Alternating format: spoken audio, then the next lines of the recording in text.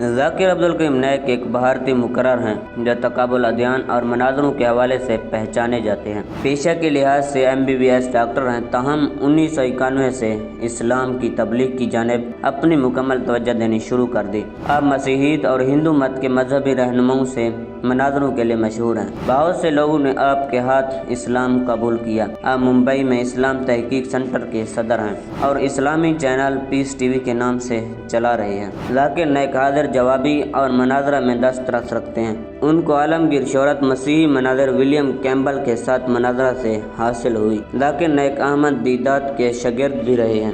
بھارت کی حکومت کی جانب سے ان پر کڑی نظر۔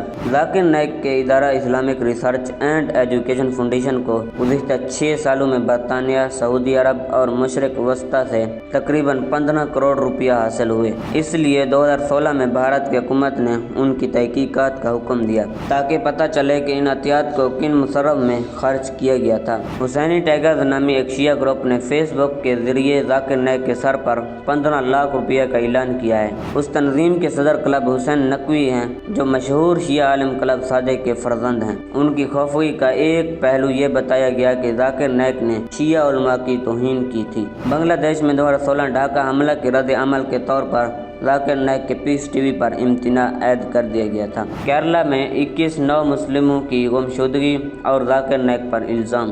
2016 میں یہ کہا گیا ہے کہ ذاکر نائک کی تبلیغی کوششوں سے متاثر ہو کر مشرف با اسلام ہونے والوں میں کیرلا کے 21 شہری بھی ہیں کہ یہ لوگ داعش میں شمولیت اختیار کرتے ہوئے عالمی دہشت گردی کا حصہ بن گئے ہیں۔ یہی رائے کیرلا کی انڈین نیشنل کانگریس شاخ کی بھی رہی ہے، تاہم انڈین یونین مسلم لیگ نے اس بات کے امکانات سے انکار کیا ہے اور ذاکر نائک کی حمایت کی ہے۔